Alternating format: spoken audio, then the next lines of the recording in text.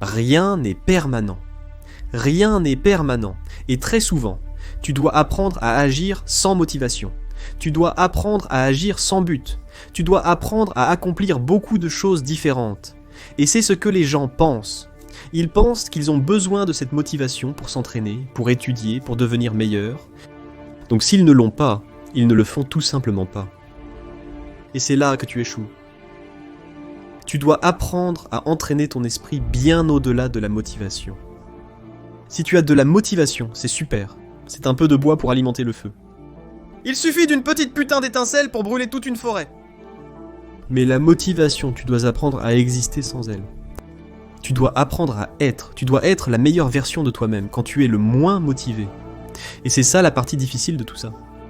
La motivation n'est qu'un mot. Tu dois avoir différentes choses en tête sur l'endroit où tu veux aller. Et savoir que la motivation ne va pas t'y emmener. Parce que tu ne seras pas toujours motivé. Joko a dit exactement la même chose. Il a dit que la discipline mange la motivation au petit déjeuner. Et la discipline, c'est bien aussi. Mais sans un esprit clair, il n'y a pas de discipline. Qu'est-ce que tu veux dire ? Disons que nous avons un disjoncteur. D'accord. Et je charge tout sur un seul putain de disjoncteur. Je le surcharge, ça va péter.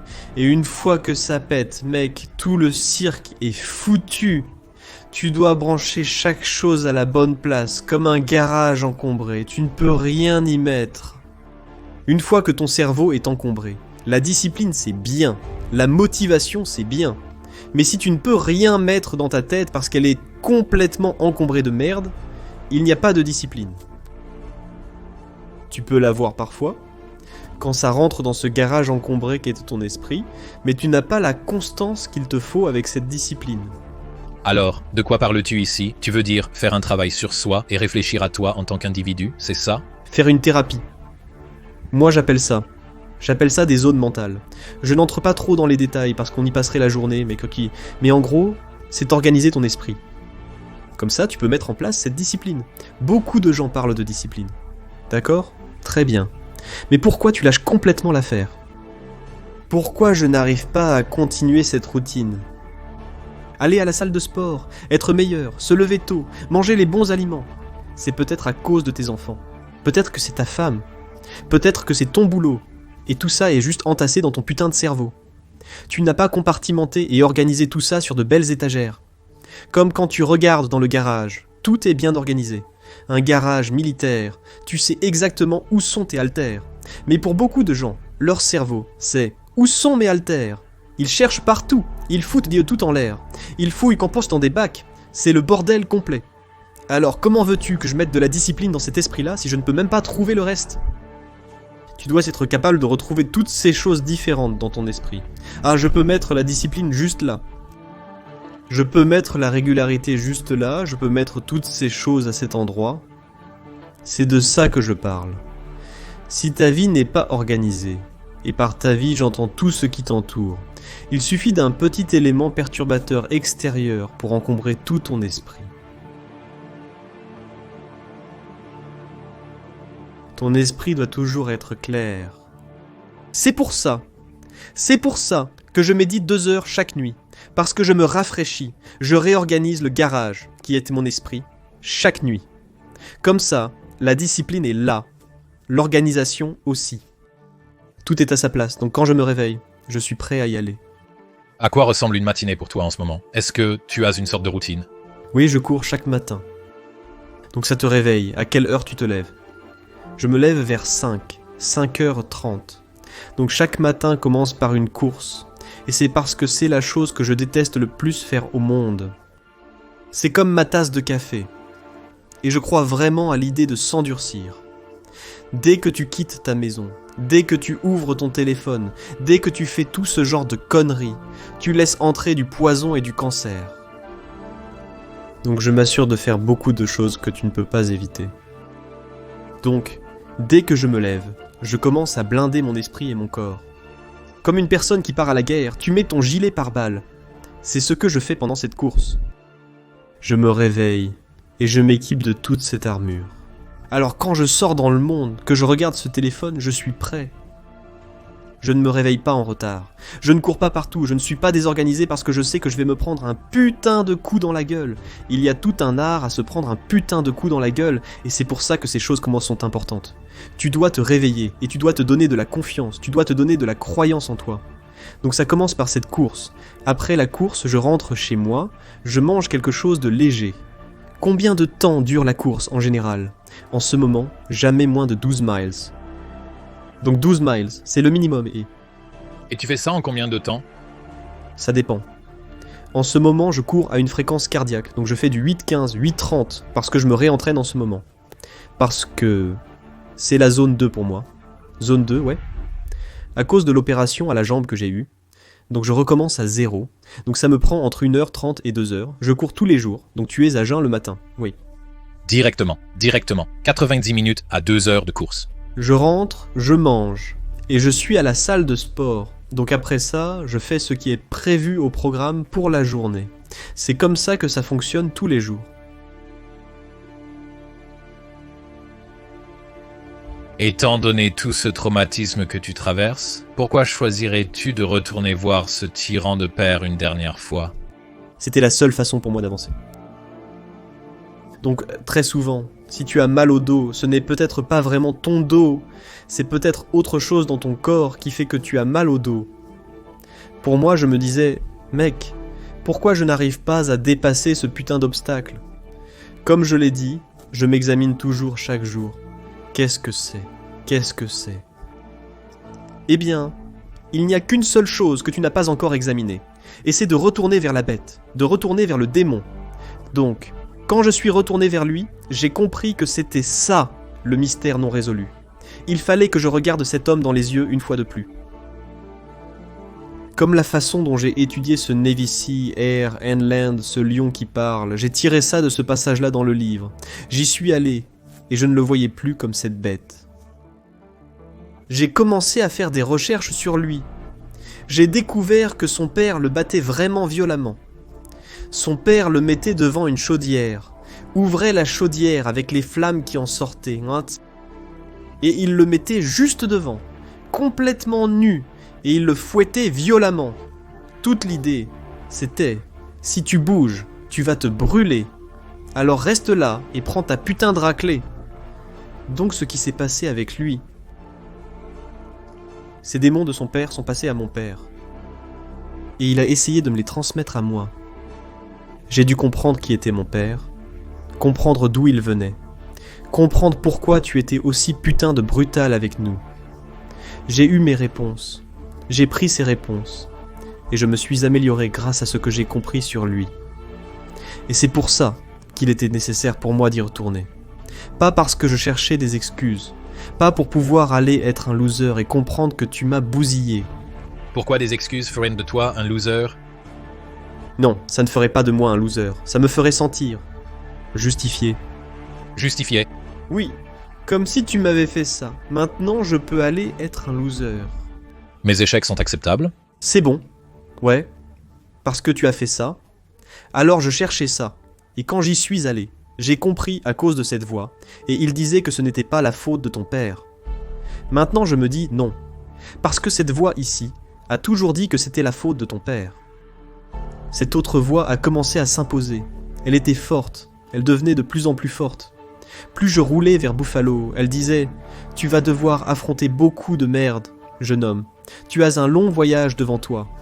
Parce que tu vas découvrir que même si ton père t'a fait beaucoup de choses, tu vas devoir t'en sortir tout seul. » Et la voix devenait de plus en plus forte. Et quand je suis arrivé à cette porte, et quand je quittais cette maison, au lieu de m'apitoyer sur mon sort, j'ai commencé à faire une autopsie en direct, parce que beaucoup de gens, quand tu meurs, ils découvrent pourquoi tu es mort.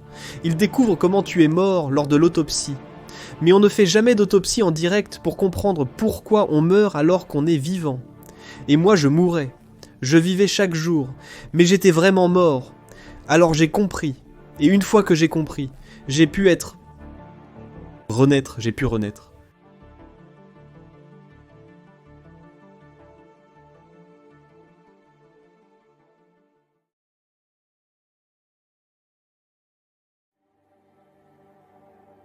Disons que tu as aucune race, Disons que tu n'as pas de classe, rien du tout. Tu n'as rien, il n'y a aucun but dans ta vie. Tu sais, les gens ont besoin d'avoir un but pour se lever. Ils ont besoin d'un but pour agir. Tu dois arriver à un moment dans ta vie où il n'y a rien à l'ordre du jour. Il n'y a pas de 5 kilomètres. Il n'y a pas de « je vais entrer à l'école pour devenir ceci ou cela et continuer à performer au plus haut niveau ». Parce que ce que les gens ne comprennent pas, c'est qu'un jour, cette chose va arriver. Et si tu ne performes pas constamment sans but, tu ne seras pas prêt quand le moment viendra. C'est cette chose magique, le but, que nous recherchons tous. Mais ce qui est drôle dans tout ça, c'est que nous avons besoin de ces choses pour performer. Mais nous ne prenons pas une seconde pour réaliser que le but est toujours là. Le but ne nous quitte jamais parce que le véritable but, c'est toi. Tu es toujours le but. Il peut y avoir un autre but, comme devenir un Sea, Air and Land, aller à l'université ou autre chose, mais le but principal dans la vie, c'est toi. Donc si tu te réveilles le matin et que tu n'as pas envie de faire quelque chose, c'est que tu ne tiens pas assez à toi-même. Et c'est ça que tu dois vraiment creuser. Mec, pourquoi est-ce que je ne fais pas ça, pour moi ? Parce que c'est ça, le but numéro 1 dans la vie, c'est de s'améliorer soi-même. Donc c'est le seul but dont j'ai vraiment besoin. La raison pour laquelle je me lève chaque jour, même s'il n'y a pas de course, pas d'école, rien devant moi, c'est parce que j'ai de la fierté en moi. Eh bien, où vas-tu quand tu te réveilles un matin, qu'il fait froid, qu'il pleut, qu'il fait sombre, que tu n'as plus de cartilage aux genoux, que tu as un short pourri, peu importe le problème du jour, continue de parler. Tu as tous ces problèmes, n'est-ce pas ? J'ai besoin que tu continues à parler de ce que tu étais en train de dire. Il fait chaud sur le canapé, ta femme te dit de rester au lit. C'est confortable, c'est douillet, tu as... Du travail plus tard, tu t'es disputé hier soir, tu as un peu la gueule de bois, parce que je sais que tout le monde n'est pas prêt à faire ce que je vais faire. Alors c'est comme ça qu'on passe au niveau supérieur. C'est comme ça qu'on s'améliore. Je sais qu'il y a plein de gens qui ont ça. Ça me motive, ça me rend vraiment heureux. Ce que tu viens de dire, ça me donne de la joie. Pourquoi ? Parce que je sais qu'il y a tellement de gens qui ont les capacités et qui refusent simplement de se lever du canapé, qui refusent en cas d'étudier quelques heures de plus, qui refusent dans ça d'aller plus loin, d'aller plus profond. Et c'est là que je prends l'avantage.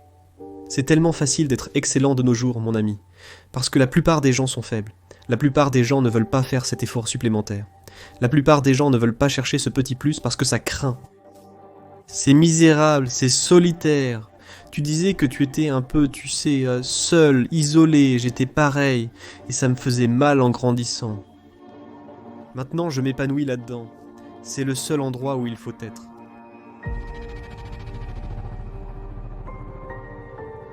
Je pense que ça vient du fait de surmonter beaucoup de choses.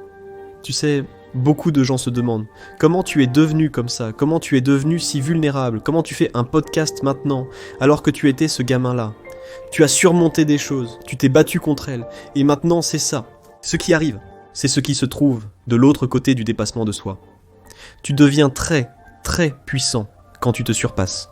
Toutes ces choses devant lesquelles tu te cachais autrefois, dont tu avais peur, quand tu les affrontes chaque jour les yeux dans les yeux, tu deviens maintenant une personne qui a un excellent podcast. Disons qu'il y a quelqu'un qui écoute et qui se reconnaît dans ce dont tu parles. Tu sais, Ils ont traversé des traumatismes, ils ont traversé des moments difficiles, mais ils... continuent de se faire des promesses qu'ils ne tiennent pas. Ils ont du mal à se lever du canapé et ils s'apitoinent sur leur sort. Comment peuvent-ils arrêter de se sentir désolés pour eux-mêmes ? C'est difficile parce qu'il faut le vouloir. Il faut vouloir aller mieux. Et ça commence par le fait d'avoir de la fierté en soi. Tu dois avoir de la fierté en toi. Tu dois avoir. Il y a quelque chose en toi, que ce soit ton nom de famille ou même la plus petite chose, tu dois être fier de toi. Si tu n'as aucune fierté en toi, je ne peux pas te la donner. Parce que tu vas toujours faire des compromis, tu vas toujours plier, toujours. Je suis très fier de nous, c'est pour ça que quand les gens disaient « Tu sais, tu peux faire mieux que ne me blesse pas », bien reçu, on verra. C'est cette fierté qui te réveille maintenant. Mais ça, c'est de la mauvaise fierté. Moi, l'attention aux détails pour l'être humain, c'est ce que je veux faire. J'appelle ça comme ça. Je veux être la référence, Je veux être ce gars-là. Dans chaque endroit où je suis allé dans l'armée, il y avait cet état d'esprit sur la façon dont cet endroit est, comment on va vivre, comment on va se représenter. Et je me promenais, et je voyais que la plupart des gens ne respectaient pas vraiment cet état d'esprit. Par exemple, si tu vas à... Peu importe, n'importe quelle entreprise, ils ont cette déclaration de mission sur la façon dont ils veulent diriger leur entreprise. J'en ai fait une pour moi-même sur la façon dont je veux être. Et c'est pourquoi, si les gens peuvent créer une déclaration de mission, un ethos selon lequel ils veulent vivre, et chaque matin, tu te réveilles, et tu te tiens responsable de cette mission qui t'accompagne, crée ta propre déclaration de mission. Qui veux-tu être dans la vie? Et une fois que tu fais ça, maintenant tu peux travailler avec quelqu'un pour t'améliorer. Tu peux travailler avec toi-même pour t'améliorer. Mais tant que tu ne sais pas ce pourquoi tu veux te battre, tu resteras toujours assis. Tu ne défendras jamais rien. J'essaie d'élever les gens. J'essaie de renforcer leur esprit. J'essaie de leur faire croire en eux, parce que ce monde dans lequel nous vivons est difficile. C'est dur, ça va te mettre à terre. Le monde et la vie que nous menons sont les adversaires ultimes. Il essaiera de t'abattre. Il va trouver ta faiblesse et il va te marteler sans pitié. C'est comme une malédiction personnelle. 100%. Donc si je peux t'aider à construire ta croyance, à bâtir ta confiance au point où rien ne peut t'atteindre parce que tu sais exactement qui tu es, tu as affronté tes démons, tu as pu écouter un livre audio dans ta tête. Peut-être que tu n'as pas écrit de livre, mais dans ton esprit, tu as pu entendre tous tes traumatismes passés. Tu as pu les écouter. Tu es capable de dire « Putain, maintenant je peux parler aux gens de ce que j'ai traversé. Je n'ai plus honte. Je ne suis plus embarrassé. » La honte est l'une des choses qui tuent le plus les gens aujourd'hui, dans leur esprit. Ça les empêche d'avancer. J'ai honte de moi. N'aie jamais honte de quoi que ce soit que tu as fait dans ta vie. Affronte-le, répare-le, améliore-le. Nous sommes des humains. Mais encore une fois, si tu penses toujours qu'on est des humains, tu resteras toujours juste un humain, et tu feras toujours les mêmes putains d'erreurs. Tu dois prendre cette connaissance que tu apprends de toutes ces merdes. C'est de la connaissance. Donc j'essaie juste de donner aux gens cette force d'aller dans les archives de leur vie. Parce que si tu es probablement foutu, c'est probablement qu'il t'est arrivé quelque chose dans ta vie. Parcours les archives, déterre-les, étudie-les, et ensuite utilise-les pour toi-même. C'est ça, c'est le but principal pour moi en ce moment.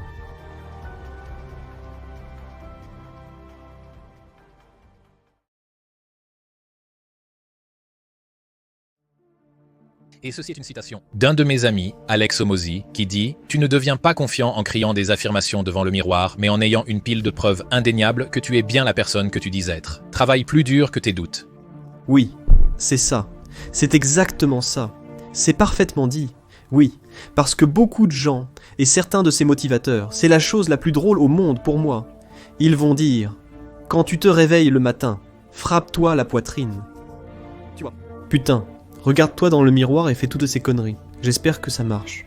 Ce qui marche pour moi, c'est que chaque jour, je me rappelle les choses que je sais avoir accomplies, les choses que je sais avoir faites, le vrai travail acharné, les vraies ampoules sur mon esprit, les vraies ampoules sur mes mains. C'est tout. Tu n'as plus besoin de te frapper la poitrine devant le miroir. Bordel si tu as ça. Il semble que, surtout avec la confiance en soi ou l'estime de soi, il y ait une relation entre la confiance et la compétence. Donc, ce que tu cherches à faire, c'est d'essayer d'avoir ce que tu crois pouvoir faire en avance sur ce que tu peux réellement faire maintenant. Tu ne cherches pas à être dans l'illusion, tu ne veux pas croire que tu peux faire quelque chose comme voler, n'est-ce pas? Mais il faut qu'il y ait une relation entre les deux. Mais ce que les gens demandent, c'est que leur confiance soit tellement en avance sur leurs compétences, sans même avoir été compétente dans quoi que ce soit au départ. Et ça, c'est juste de l'illusion, c'est du fantasme. D'accord. Eh bien, je crois que tu dois construire la croyance. Il y a la croyance façon film éducatif, où la mère dit « crois en toi », et c'est très bien. Mais il y a aussi la croyance construite. Et la croyance construite, c'est celle où tu es constamment. Pour moi, je viens d'un mauvais endroit. Et la façon dont je construis la croyance, c'est à travers les tâches difficiles que je m'impose. Donc, c'est une preuve concrète que je peux le faire. Ça se recoupe. Et c'est comme ça que ce gamin nul que je pensais être a construit sa croyance en se disant « J'ai fait 3 semaines de l'enfer. Je suis allé à l'école des Rangers. J'ai tenté la sélection Delta. Une pile de preuves indéniables. C'est une preuve. Enfoiré. Donc chaque fois que tu penses que tu ne peux pas, la confiance vient de ce que tu as construit. Tu dois construire la croyance. Tu dois construire la confiance. Ça ne peut pas être juste « je vais gérer ça ». Tu dois regarder ici et dire « je peux gérer ça ». C'est la croyance. Et elle se construit sur ce que tu mets en toi-même.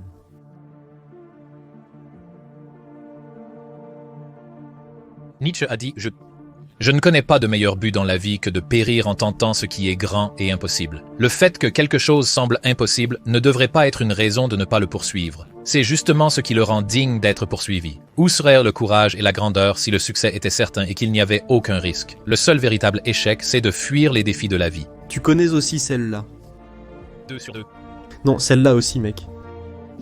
Ouais, c'est ce truc de gérer la paresse et le doute de soi. Je pense... Et je me demande combien de personnes utilisent la technique de se regarder dans le miroir, de se taper la poitrine et de se fixer dans les yeux, récitent leurs affirmations sans obtenir de résultats, puis perdent confiance. Eh bien, ça en fait partie. Beaucoup de choses sont liées à la limitation des horizons. La limitation des horizons. C'est comme... Je prends toujours mon exemple. Je viens d'un... petite ville, dans l'Indiana, où il y avait quelques familles noires et beaucoup de gens dans cette ville. Quand on vient d'une ville de 8000 habitants, c'est comme si on avait une usine locale, Great Dane. Je veux travailler chez Great Dane et avoir une maison à côté de celle de ma mère, c'est ce que tu sais. Beaucoup d'entre nous viennent de ces petits endroits dans notre esprit, qu'on n'est pas prêt à penser au-delà de ce qu'on a vu. Notre esprit fonctionne dans un compartiment aussi restreint. Et une chose que j'ai pu faire, c'est rêver. Beaucoup de gens le font. Mais ne fais pas de tes rêves ton putain de maître.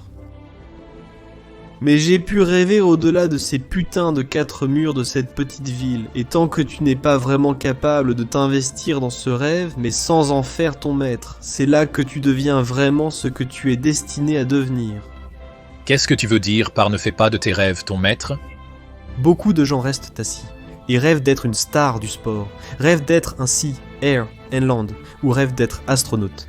Et tout ce que c'est juste un putain de rêve. Ils ne mettent pas le travail derrière le rêve. Ce rêve est devenu leur putain de maître. Quand tu deviens le maître de ton putain de rêve, c'est quand tu dis « Je veux devenir un Navy Sea, Air and Land ». Et tu dis « D'accord, je vais perdre 48 kilos en moins de 3 putains de mois ». Le rêve était la seule chose à laquelle je pensais. Et maintenant, le rêve était parti. Maintenant, quand le rêve s'en va, la putain de liste de détails et de tâches arrive. Faut faire ça, faut faire ça, faut faire ça, faut faire ça. C'est là que tu deviens le maître de ton rêve.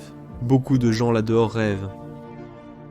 Ryan Holiday dit que parler de la chose et faire la chose se disputent les mêmes ressources. Alloue les tiennes de façon appropriée. C'est ça, c'est ça.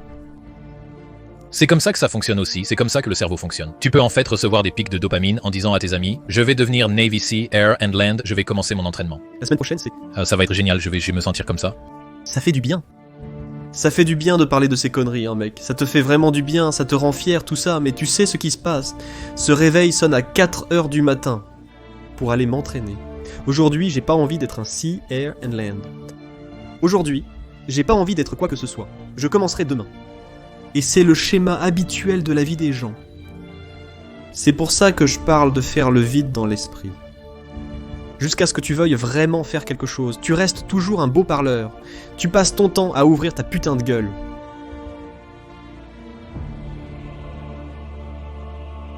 On pense tous à abandonner. Quand tout devient difficile, mais ce que tu dois faire à cet instant précis est dur à encaisser. L'information pendant la douleur, parce que cette douleur prend le dessus et tu ne peux plus penser rationnellement. Tu ne penses qu'à fuir ou te sauver, ce n'est pas une pensée rationnelle. Ce n'est pas une pensée qui va t'aider à traverser les moments difficiles. La plupart des gens échouent à cette seconde-là. Alors que se passe-t-il? Qu'est-ce que je fais pendant cette seconde? Il y a tout un processus derrière tout ça. Mais à cette seconde-là, je reste physiquement dans l'eau, parce que si je sors de l'eau, j'abandonne. Donc je reste physiquement dans l'eau, mais mentalement, je suis sur la putain de plage, avec les putains d'instructeurs. Et les instructeurs, il fait froid dehors, alors ils ont leur parka, ils ont leur putain de café, et ils sont au chaud parce qu'ils sont déjà passés par là. Donc maintenant, c'est ton tour de passer par là. Alors principalement, je me retrouve avec eux. Je suis encore dans l'eau, physiquement. Mais principalement, je suis de retour avec eux à me détendre. J'ai ma parka, et maintenant, je réfléchis logiquement, parce que j'ai chaud maintenant. Mentalement, j'ai chaud, j'ai pris cette seconde, n'abandonnons pas encore, les gars.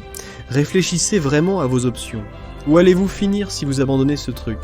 Où allez-vous aller? Qu'est-ce que tu vas te dire à toi-même? Parce que tu sais que tu vas avoir chaud.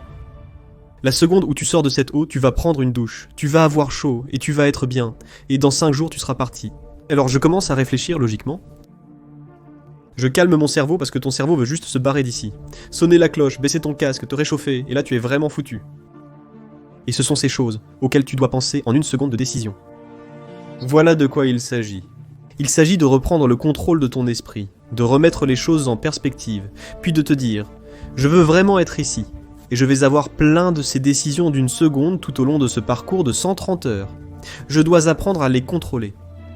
Parce que si j'échoue à l'une de ces secondes, je ne serai pas un si, air and land, je ne serai pas médecin, je ne serai pas avocat, je ne serai pas ce que je veux être. Voilà à quel point cette décision d'une seconde est importante. C'est ton esprit qui prend le contrôle de toi, tu dois lui dire « Va te faire foutre, c'est moi qui dirige ce bordel, et c'est de ça qu'il s'agit. »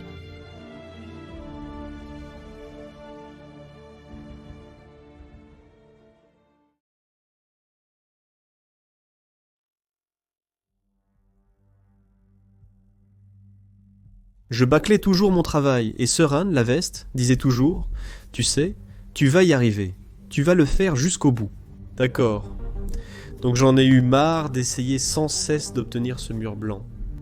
Ce minuscule petit mur blanc sur ce pneu noir complètement terminé, et puis j'ai commencé à réaliser que je perdais mon temps. Il fallait juste le faire, sinon j'allais y rester dans ce putain de garage toute la journée, toute la nuit, jusqu'au lendemain et la nuit suivante, et je me suis dit, tu sais quoi ? Alors j'ai commencé à le faire correctement. Tu sais, bien du premier coup à chaque fois, sergent. Jack ne m'a jamais dit « bon boulot », il ne m'a jamais dit ça. Mais j'ai commencé à ressentir, à savoir que je faisais du bon travail. Parce que je ne le faisais pas 20 fois, je le faisais une seule fois. Et puis j'ai commencé à me dire « mon Dieu, ça fait vraiment du bien ».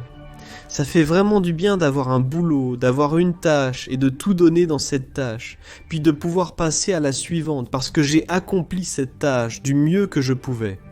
Et ce sentiment est resté avec moi, et je me suis dit « d'accord ».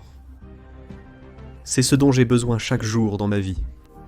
Je n'ai pas besoin que quelqu'un me dise « bon travail David », je n'ai pas besoin d'une putain de tape dans le dos. Tout est devenu intérieur. J'ai commencé à ressentir une sensation que je n'avais jamais eue auparavant. Tu sais, comme si je pensais être un loser né. Et juste nettoyer un pneu et nettoyer la voiture du mieux que tu peux a tout changé. Ratisser une cour et ne laisser aucune putain de feuille, pas une seule feuille. Et puis s'il y en avait une qui tombait, et j'allais chercher cette feuille-là. C'est juste devenu quelque chose comme... Ok, je vois de la saleté, ne passe pas devant la saleté, nettoie la saleté. Ça a juste commencé à m'absorber. Et avant même que je m'en rende compte, mec, c'est devenu un homme qui se disait « il faut qu'on le fasse quoi qu'il arrive ». Qu'est-ce qui a mené à la création de l'alter ego de Goggins? Eh bien, la discipline était essentielle, mais on retombe toujours sur ce qui nous est confortable. Ce qui était confortable pour moi, c'était que si c'était facile pour moi, tu sais, j'allais le faire. Et donc, quand je suivais la formation de sauvetage en prière, je me suis retrouvé face à un obstacle auquel je ne pensais pas être confronté. Et c'était l'eau.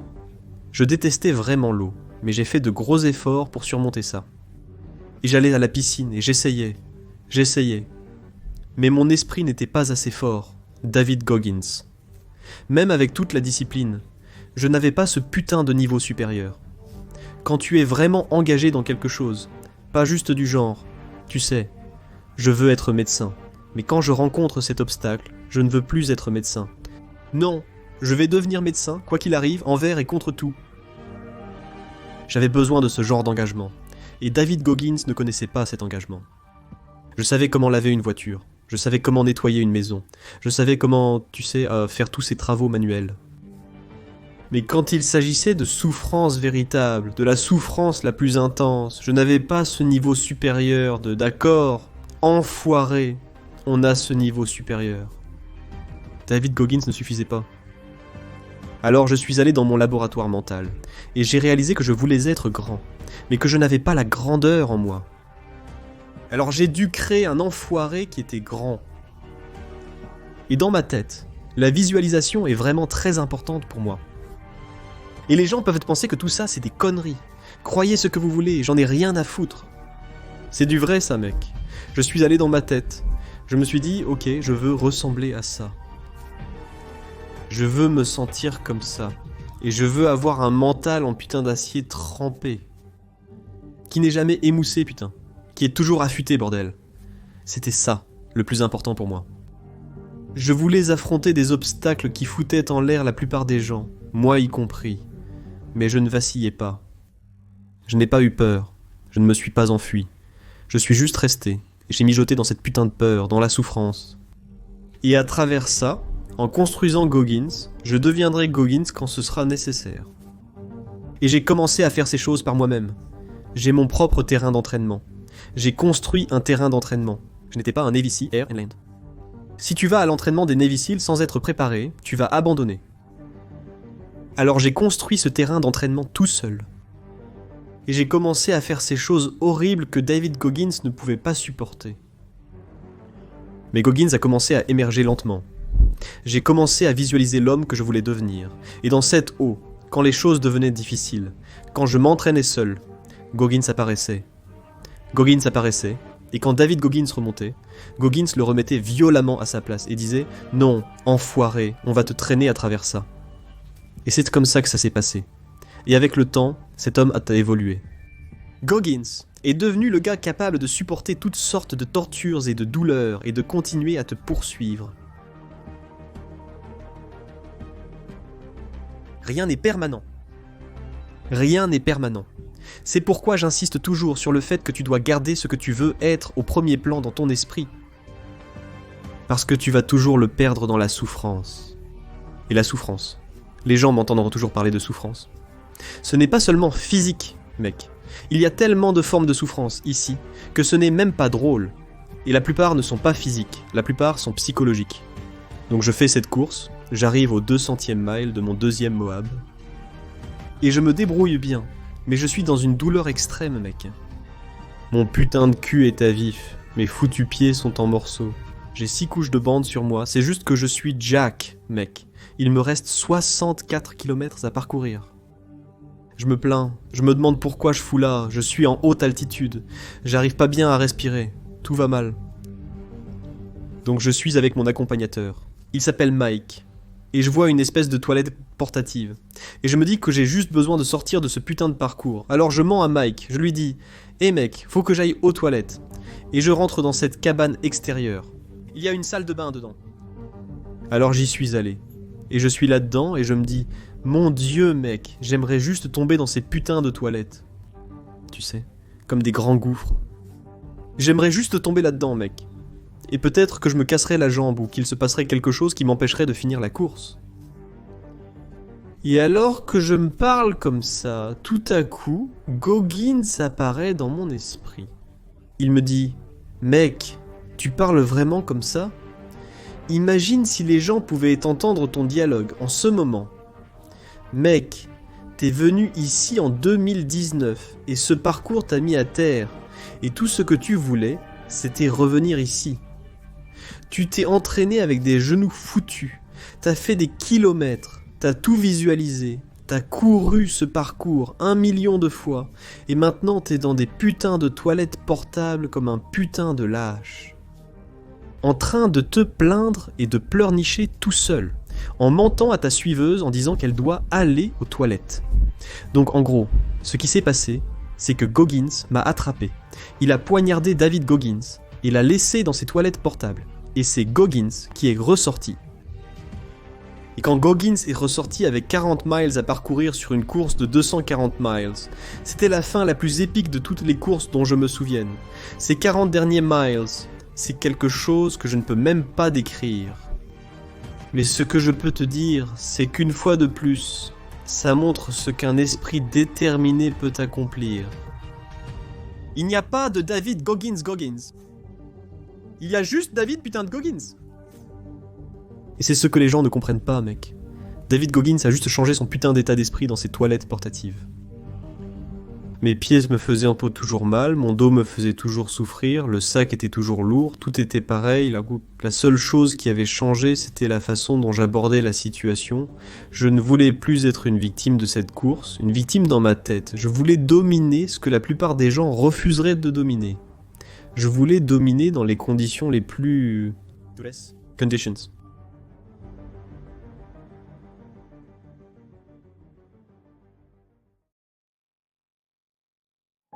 Je n'enseigne pas le bon côté de... La vie. Donc j'ai dû trouver un moyen, quand je suis arrivé en 2016, de t'apprendre ce qu'est vraiment la vie. Pour la majorité d'entre nous, c'est l'enfer. Et pendant que les gens aiment te montrer les voitures, la maison, les vacances et tout ça c'est bien, tout ça c'est heureux. Je vais te montrer le côté que je connais le mieux. Tu traverses ça et les gens le cachent très bien. Je ne veux plus me cacher. Je me suis caché pendant 24 putains d'années. C'est pour ça que maintenant je t'ai dit qu'on peut parler de tout ce que tu veux. Parce qu'en tant qu'êtres humains, la première chose qu'on doit apprendre, j'ai aussi eu beaucoup de mal à étudier en grandissant. Donc si tu m'entends bégayer de temps en temps, c'est parce que ça a aussi fait partie de ma vie. C'est marrant, les êtres humains veulent toujours te montrer leur meilleur côté. Et ils veulent cacher leur pire côté. Pour moi, je vais t'apprendre à s'être vulnérable parce que c'est la seule façon de te réparer. Tu ne te répares pas en venant ici et en me laissant te vendre des putains de livres. C'est pour ça que je n'en ai pas. Je les ai oubliés. Je suis content que les gens aient retiré quelque chose du livre. Je veux que tu comprennes que la seule façon de grandir, c'est d'apprendre à te regarder et à te dire « Ok, comme moi j'ai fait une table plus longue que ça, putain qu'est-ce que je dois faire pour arriver quelque part ?» Il n'y avait rien de bon là-dessus. Rien. Oui, j'adore jouer au basket. J'ai oublié de le dire. C'est quelque chose que j'aime faire. Mais je m'en fiche. Ça ne figurait même pas sur la putain de liste. Parce que la liste par laquelle je devais vivre, c'était justement celle qui devait m'amener à cette table avec toi pour te parler, à toi, aux êtres humains normaux que j'étais autrefois. De comment tu peux arriver quelque part. Et à quoi ça ressemble. Ça a l'air très moche. Il n'y a aucune putain de passion. Il n'y a aucune putain de motivation. Il n'y a pas de « Oh mon Dieu, mec, putain, c'est... » Non. C'est chaque jour de ta vie à juste faire quelque chose. Pas de passion, pas de discipline, pas de motivation. Tous ces mots, je déteste les gens. Je déteste que tant de gens utilisent en échat ces mots maintenant parce qu'ils sont vidés de leur sens. C'est quelqu'un assis seul dans une pièce qui se découvre lui-même et se dit « Mon Dieu, ça va vraiment être dur. » Où est-ce la passion quand tu fais 150 kilos? Où est-ce la motivation quand tu ne sais ni lire ni écrire? Où est-elle? Alors, comment cela est-il arrivé? Je l'ai juste fait, bordel, je l'ai juste fait. J'ai dit, peut-être qu'à la fin de ce parcours, il y aura quelque chose pour moi. Sinon, au moins je saurai lire. Sinon, je fais 185 putains de kilos. Il n'y a pas de potion magique. Il n'y a pas de « Oh, laisse-moi me réveiller et regarder un truc ». Non. Tous ces mots sont surutilisés. C'est des conneries. Tout ça, c'est des conneries. Fais-le simplement. Ta vie, comment veux-tu vivre? Comment veux-tu mourir? Comment veux-tu qu'on se souvienne de toi, bordel? C'est tout, point final. Le mot hanté résonne dans ma tête. Ouais. Je pense que c'est un mot tellement puissant. Ouais, parce que j'allais dire que il semble qu'une grande partie de ton processus, peut-être même tout le processus, c'est tout le bâton, pas de carotte. Tu sais, tu parles de la carotte, la chose positive, et puis d'elle, il y a le bâton, la chose que tu essayes d'éviter. Ouais. J'ai l'impression que pour moi, c'est tout le bâton et l'accélérateur. Il n'y a pas de carotte. Tu n'imagines pas, oh, quand je serai ambulancier, quand le livre sera publié, et évidemment, tu fixes ses objectifs et tu te donnes ses cibles, mais c'est tout le bâton. Tout le bâton, pas de carotte. Pense à ça. Je me réveille en ce moment en étudiant comme si j'avais un examen demain, alors que j'ai déjà réussi ce putain d'examen. Pense à ça. Chaque jour de ma vie, c'est ce que je dois faire juste pour retenir ce que j'ai appris. 4 heures ou plus par jour, je fais ça. Il n'y a pas de bâton, ou il n'y a qu'un bâton. Il n'y a jamais eu de carotte. C'est pourquoi quand je parle aux gens, je dois trouver un moyen de raisonner avec eux. Parce que tout ce que je veux leur dire, c'est... Laisse-moi t'apprendre la vraie vie. Comment elle est vraiment. La raison pour laquelle tu es un perdant. La raison pour laquelle tu n'y arrives pas. Et la raison pour laquelle tu essaies d'aller à toutes ces... Je vais à toutes ces putains de conventions. Je parle tout le temps. Je regarde dans le public. Ces gens s'inscrivent chaque année. Vont à des conventions en pensant qu'ils vont apprendre quelque chose de différent. Non. Tu es paresseux. Tu sais exactement quoi faire.